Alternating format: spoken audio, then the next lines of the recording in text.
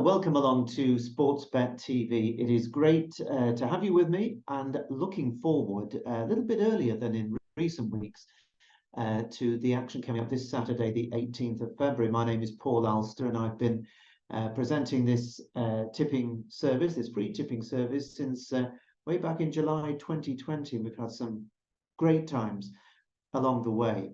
Now, if you happen to be new, just stumbling across this channel for the first time, it's free to use, so just press the subscribe button and you'll be kept informed about all my selections, and you can decide for yourself whether or not you want to follow my advice or look elsewhere. If you were with us last week, happy to say it would have been a nice profitable visit for you, because while my first selection, Highway 102, just missed out on the 6 places for the each way in the big handicap hurdle, finishing 7th, wouldn't you know it. My other selection was Mr. Freedom over at Warwick, and having looked to be in trouble approaching the home turn, he picked up really well, showing the kind of speed I pointed out he produced on the flat just a week or two earlier at Lingfield. And he was very, very brave, I thought, both him and jockey Mark Goldstein, going for a real narrow gap between horses, and they powered through and came away to win really nicely. So I hope you were on. He returned 15-2 there, Mr. Freedom, and that one winner sort of sets the month up already nicely in profit, and hopefully that's the way it's going to stay. So I have 2 selections for you for this weekend. The first of them is at Ascot, and the other one is at Haydock. Now both meetings are reporting that they're hoping to be a little bit of good to soft in the ground, but looking at the weather forecast, I'm not sure that's going to be the case. I think good ground is probably the way it's going to be. And thankfully, the fields have stood up. There are plenty of runners at the time of this recording, and I'm recording this for you in the early evening on Thursday. So possibly by the time you catch up with this bulletin, the markets may have moved, and who knows what. But at the time of this recording, all the points I'm making are valid, whether you agree with them or not. So the 225 race at Ascot, 3-mile handicap chase, 14 runners, and the going forecast is good to soft in places, but I think we'll take that good to soft in places with a pinch of salt. The ground really is unseasonably quick, as we saw at Newbury last week. We lost a meeting, just abandoned on Thursday. I can't remember, was it at Fakenham? Was it hard ground, or was it down in the southwest? I can't remember, but it's ridiculous. The world's gone mad as far as the weather is concerned. Now, one horse that is showing as favourite with most firms on the early betting for this 225 is the Christian Williams trained Cap du Nord, who was second last time out in the Sky Bet handicap chase at Doncaster. Now, that is often a good yardstick to form in decent 3-mile, 3.25-mile chases in the second half of the season. And Doncaster was good ground there, so he's certainly a horse who has conditions in his favour. He's gone up just £2, but he's still right down on the minimum weight of 10 stone here, so looks very fairly handicapped on the pick of his form. The thing I'd say about Cap du Nord is that he's a hard horse to win with. Often runs there or thereabouts, but getting his head in front hasn't always been the easiest for him. Now, Danny Kirwan represents Paul Nicholls, who, while his stable isn't quite as hot as it was a few weeks ago, it's still ticking over at around 90 to 20%. You get the feeling that there's maybe an ever so slight lull just now, but that they'll be coming back to the boil in time for Cheltenham in 4 weeks' time. Well, his Danny Kirwan hasn't been seen since he was a really good second over the course and distance in October, and that was in the London Gold Cup. And as a horse who goes well fresh, the absence is not going to be an issue, and he's only £3 higher, so he is respected. Harry Fry, well, he runs a couple in this. He runs Revels Hill, who won over 3.5 miles last time at Taunton, so stamina certainly won't be an issue. And he also runs Phoenix Way, who was a rock-solid 4th at Cheltenham last time out over 2.5 miles. But I think he's yet to prove himself on this fairly stiff 3 miles. Remember that at Ascot, from Swinley Bottom, it's uphill all the way, and particularly so from the home turn to the finishing line. It's not always very obvious on television, but you do need to stay. And if there are any flaws in the stamina of Phoenix Way, the Ascot Hill might just find them out.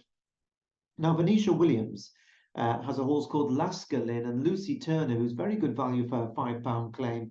She's on board, and this horse has run well all 3 starts this season, but is moving up the weights, but may still be competitive. And Venetia also has a horse called Faranet, and Faranet, or Faranet, I think he's a French horse. It won at Chepstow over 3 miles in December, but was well held off very close to this mark at Cheltenham last time out. So it's going to have to find some improvement, I think, if it's going to go on and score. So without running through all the horses in the field, I'm going to bring you straight now to the horse that I think is worth a look here. And the one that I like is Sporting John. And Sporting John is trained by Philip Hobbs and the mount of Tom O'Brien. Now, Philip, of course, clocks up his 3,000th career winner when Zanza won the Denman Chase last week. Brilliant performance from a horse that has improved out of all recognition, particularly when running at Newbury. Now, Sporting John is a horse I'm sure many of you will know, and you'll probably think, oh, he's a bit of an old-timer. And I actually thought that pretty much until I had a close look and saw that he's only an 8-year-old. So he seems to have been around a long time, but he's only 8 and should be just coming to his peak now. And he has been a high-class horse in his time. And that has included a win in the Grade 1 Scilly Isles Novices Chase in February of 21, 2 years ago at Sandown, and that was on heavy ground.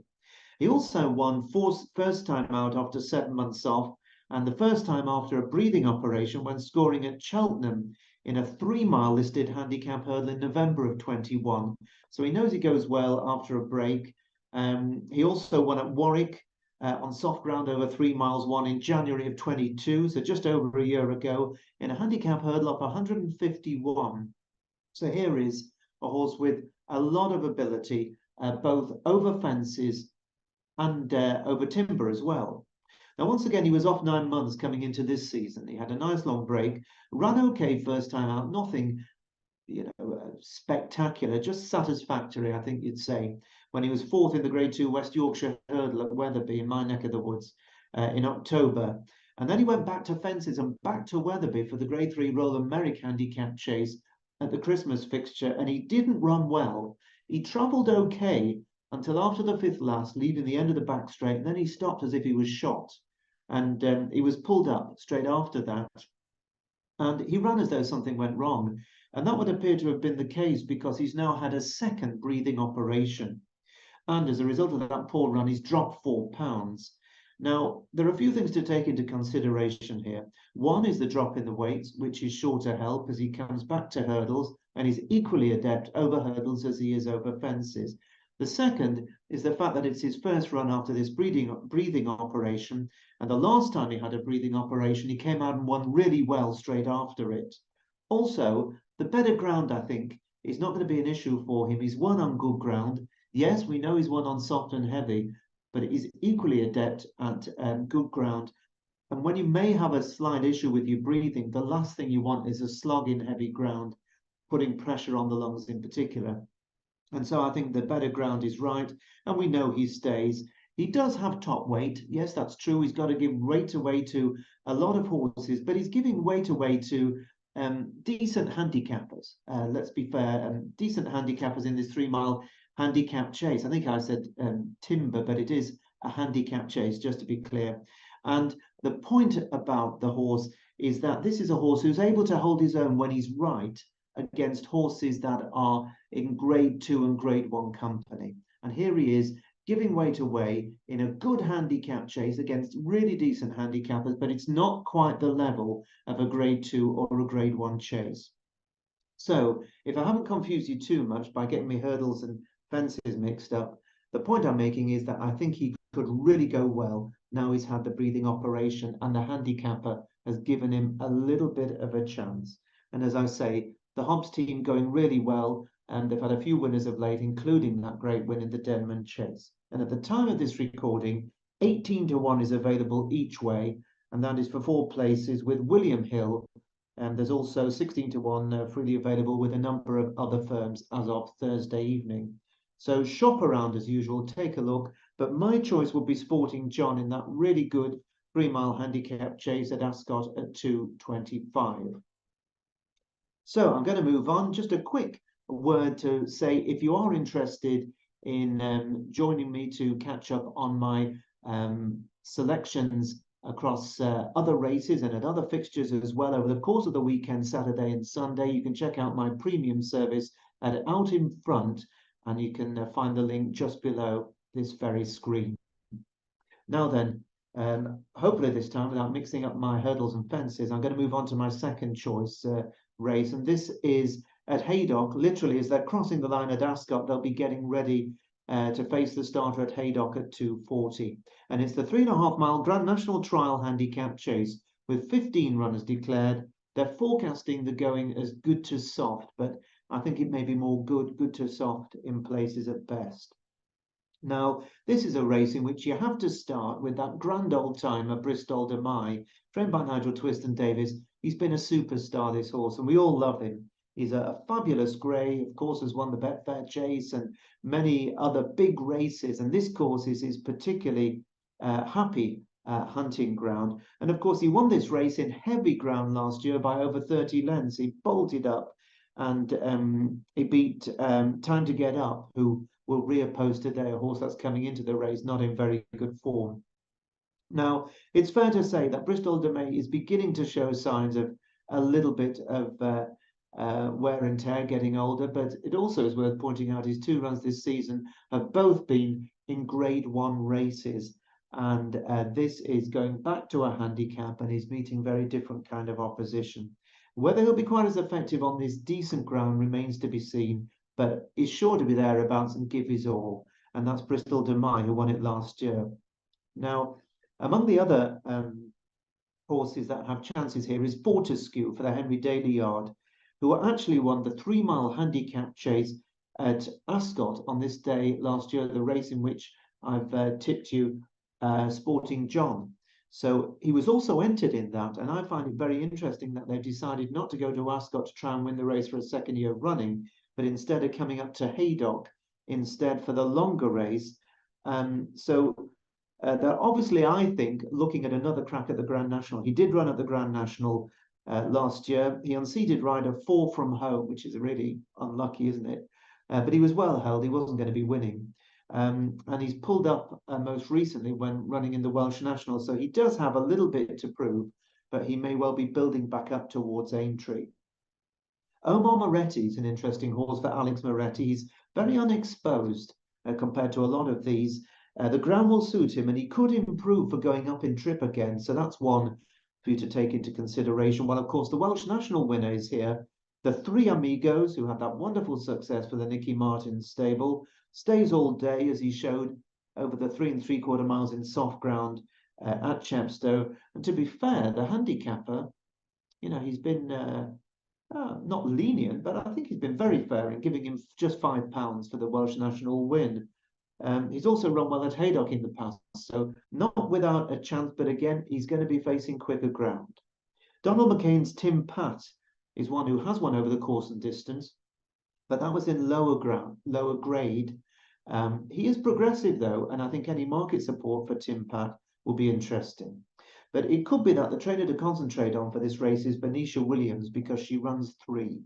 Now, the first of them is the market leader at the time of this recording, Fontaine Collonges, and that possibly is market leader for a number of reasons, but one of them is that stable jockey Charlie Deutsch is on this one.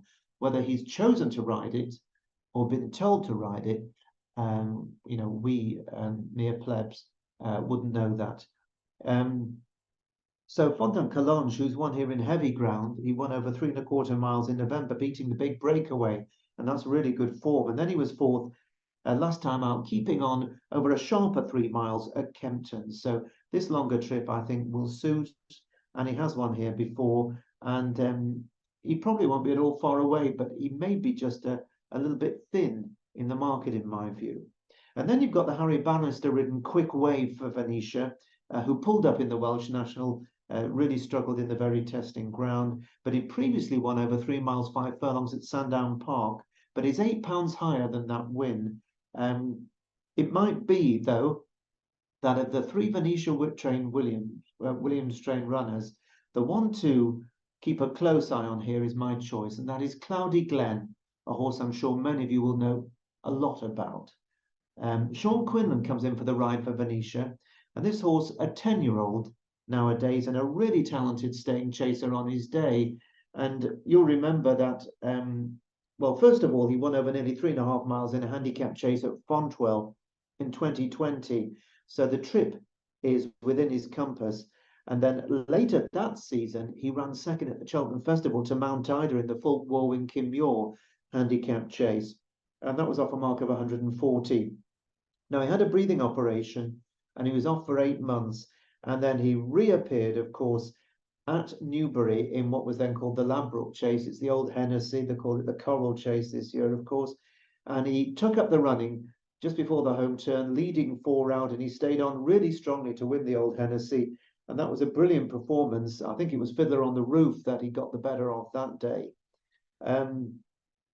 After that, he ran in the Skybet Chase, having pulled up at Wetherby the start after the Hennessy. So he's a bit hit and miss, is this horse. And of course, he has gone up a bit in the weights, but there are a few things about him that appeal to me. And the one in particular is that he seems at his very best when he's fresh, first time out. And that's what he'll be for this run on Saturday at Haydock. In fact, he's won first time out 3 of the last 4 seasons. So he does have that really very much in his favour. And while he's off 145, it's £5. It's higher than his win in the old Hennessy. But this wouldn't be as strong a race, I don't think. So I think there's plenty of reason to suggest that it's worth taking a chance on catching him right first time out. He is a bit of a character. I think they think he's a bit of a nutter at home. He kind of does his own thing. But if he wakes up and gets out of the right side of the stable and fancies the job, then he really could go very well indeed. And with 5 places offered each way at the time of this recording Thursday evening with William Hill at 22 to 1, you don't need to have a lot on to see a profit if he finishes at least in the first 5. And hopefully he'll cross the line in front as he did at Newbury very famously. There's also 20 to 1 available at the time of this recording with the likes of Sporting Index and Ladbrokes and Corals and Bet365 amongst others. So those are my two staying handicap chases for you, even though for a split second I had a senior moment and thought that one of them ever so briefly might be a hurdle race. But there you go, we're all fallible, me more than most. So that's it for this weekend at Sportsbet. I wish you the very best of luck. Let's hope we start to get a little bit of rain, giving us decent ground as we start the build-up towards the Cheltenham Festival. And just an early heads up as well to say that I'll be doing a Cheltenham Festival preview this year, as I did last year, when so many thousands of you joined in, and that was wonderful. So I'll be happy to try and answer your questions.